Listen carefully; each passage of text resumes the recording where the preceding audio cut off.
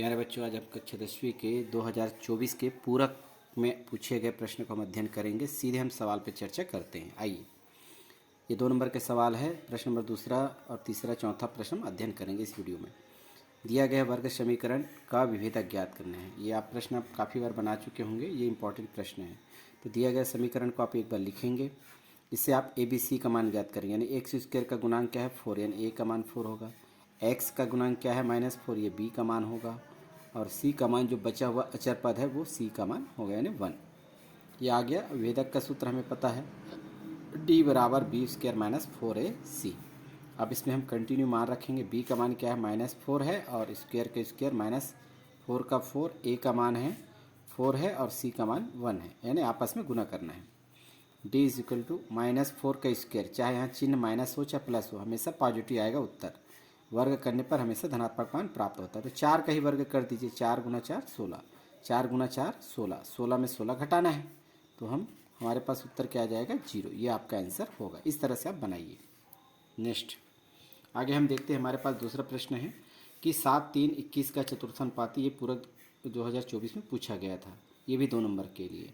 तो यहाँ पर आप देखेंगे चतुर्थानुपाती ज्ञात करना है। तो माना कि आप मान लेते हैं चौथा, क्योंकि 1, 2, 3 तीसरा पद दिया है तो चौथा को मानना पड़ेगा।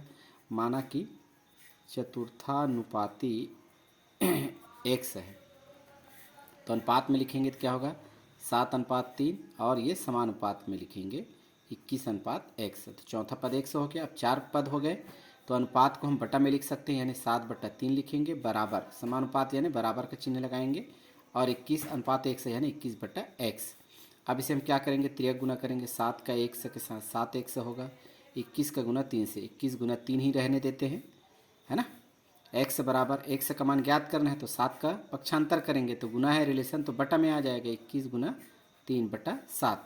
तो 7 से हम 21 को काट सकते हैं। 7 एकम 7 या 21, तो क्या बचा हमारे पास 3 गुना 3, 3 गुना 3, तो 3 गुना 3 कितना होता है 9, अर्थात उत्तर लिखेंगे x बराबर 9। ये आपका आंसर होगा। नेक्स्ट क्वेश्चन देखते हैं। हमारे पास अगला जो क्वेश्चन दिया गया है, हमारे पास बहुत ही सिंपल प्रश्न पूछा गया है। सरल रेखा 7x - y - 5 = 0 की प्रवणता और y अक्ष से काटा गया अंतःखंड मान ज्ञात करेंगे, है ना। तो सबसे पहले देखिए, सरल रेखा दिया गया है, तो सरल रेखा का समीकरण दिया गया है, और हमारे पास एक सूत्र होता है सरल रेखा का समीकरण का, उससे हम तुलना करेंगे। तो सबसे पहले लिख लें सरल रेखा, ठीक है ना। सरल रेखा दिया गया है 7x - y - 5 = 0। इसमें हमको y का मान निकालना होता है। तो y का मान निकालने के लिए 2 पद है, इसको दूसरे पक्ष में ले जाना पड़ेगा। तो y का मान निकालने के लिए हम ये काम करेंगे। तो यहाँ पर है ना, y को रखना है, तो -y के साथ है चिन्ह, बराबर 7x को उस तरफ ले जाते हैं, तो -7x के रूप में चला जाएगा। ये -5 का क्या हो जाएगा +5, ये है। लेकिन ये क्या होना चाहिए, धनात्मक होना चाहिए y का मान। तो हमें माइनस है, यहाँ पे माइनस को हटाने के लिए क्या करना पड़ेगा, माइनस से गुना, या अर्थात सभी के चिन्ह क्या हो जाएंगे, बदल जाएंगे माइनस से गुना करने पर। तो ये y हो जाएगा प्लस, ये भी प्लस हो जाएगा 7x, और प्लस वाला क्या होगा माइनस, चेंज हो जाएगा। अब इसकी तुलना हम क्या करेंगे, सरल रेखा का हम समीकरण जानते हैं।